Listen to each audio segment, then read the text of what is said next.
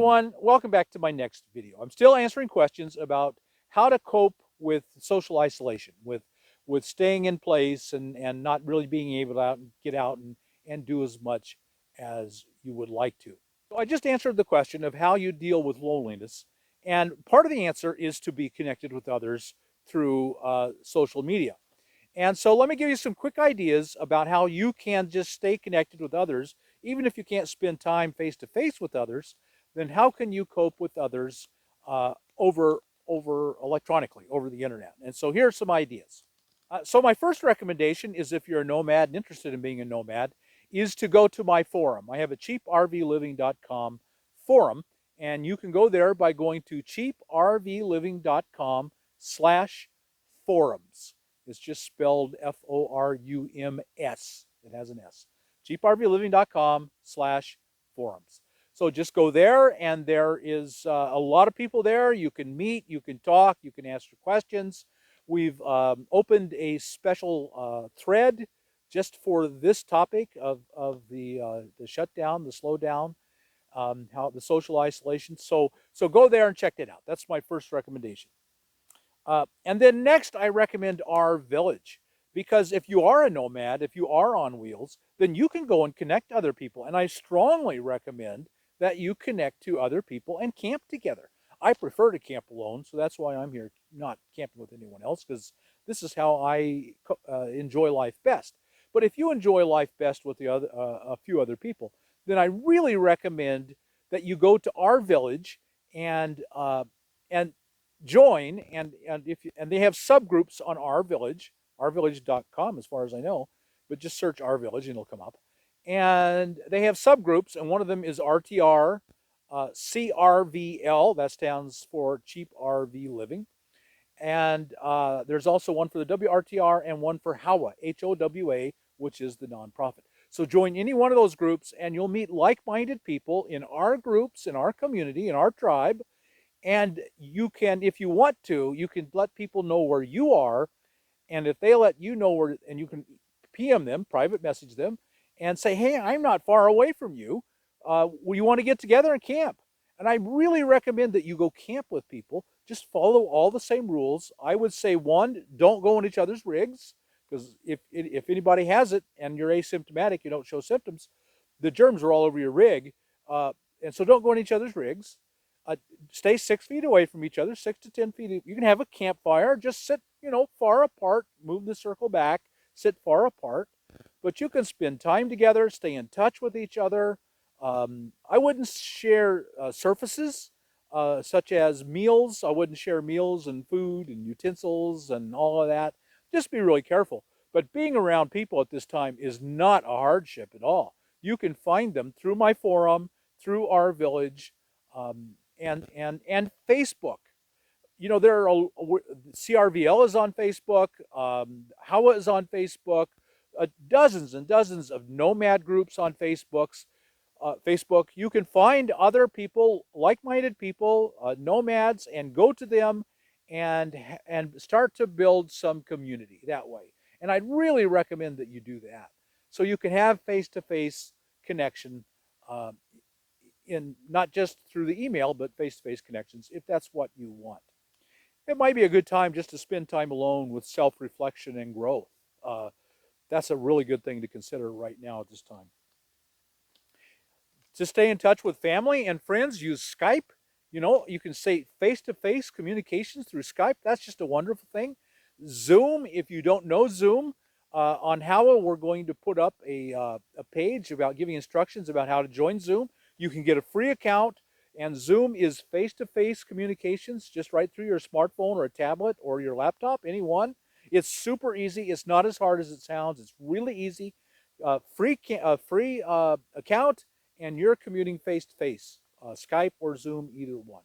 Then YouTube. I mean, it's a one-way street. I mean, you're not really holding a lot of communications other than through the comments, and you communicate through the comments. But I'm putting out, of course, videos, and everyone's putting out videos. So go to join YouTube and watch videos and stay connected. You won't feel as lonely if you're watching. And let's face it, I make friends on YouTube, YouTubers. They're people I watch and I feel connected to them. I'll never speak to them face to face. I'll never know them or communicate or email with them, but I still feel connected to them. And so it feels good on YouTube. And I'd recommend that you keep on YouTube. Watch my videos, of course, but there's lots and lots of good people, YouTubers to watch. So go do that. And a big one for a few of you, if you're an Apple user, then you have a product called FaceTime. And I really strongly recommend that you use FaceTime. You can go and get on FaceTime, and it's so simple. If you're on Apple and you have people that you care about that are on Apple, man, you can just connect up on FaceTime so well and so easily. I'd really encourage you to do that. So find a way on social media to connect with each other, and then you won't be as lonely. I would just really, and there's lots of others. I just gave you out the ones that I can think of off the top of my head. There are all the social medias out there, and once you meet someone, you get online, you talk to someone, they'll suggest there are different ways, and you'll find different ways, and it's like a spider web. You know, this connection through the internet's a spider web. You'll just find, that's why we call it the net. It's just a net, and you just weave all around the net, and you go around and see lots of different things. So I'd really encourage you to do that. Okay, let's move on to the next question. So one question that I'm getting from people is, can I still travel? And yes, you can. As of the last time I was in town and read the news, uh, you can still buy gas. And so I'm a boondocker, and as a boondocker, there is unlimited boondocking. Let me combine another question. What about campgrounds? Campgrounds are closing. Where will I camp? There is unlimited BLM land. I'm not aware of any BLM land closing, although there may be some somewhere. It's not much. There's no shortage on BLM land in the desert Southwest. Now, if you're up in the snow country and cold country and there's only national forests, those might still be snowed in. The roads might be impassable. They might be just muddy and impassable. So then you're going to be a lot more limited. But if you're in the desert Southwest, it's just unlimited amount of places to camp. A lot of the national parks are still open. You can't really camp at them. But there's, in the desert Southwest, I'm aware of most of the national parks. I know of camping outside of them, just outside, usually on BLM, sometimes on a national forest. A lot of parks, just check them all. The things change really fast. Maybe they're closed right now. You'll have to look and see. But like Joshua Tree, I got Joshua Tree right here. Why do I have to go to Joshua Tree? Um, uh, Death Valley, yes, you can still travel. And this might be the best time ever to travel. There's no one on the roads, practically. The roads are very barren. As far as I know, all gas stations are still open. You can get gas. You don't have to go inside. If you have plenty of food and water, and in the desert Southwest, you can get water easily at kiosks everywhere. Um, and small towns tend to have more groceries because they're not as wiped out.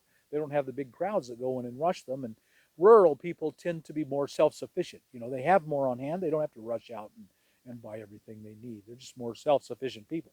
So going into the rural, small towns across the desert Southwest or wherever you are might be a very good idea.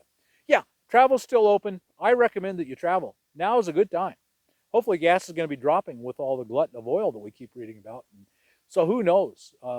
Don't hesitate to travel if that's something you have a mind to do. Okay, next question. Okay, my next question goes along really well with the question about loneliness, except it's about general anxiety. So you don't feel particularly lonely, but you're just really anxious about the whole situation. And I'm going to tell you what I think that comes down to. I think that comes down to an issue of control. You feel like you're out of control of your life, and that makes you very anxious.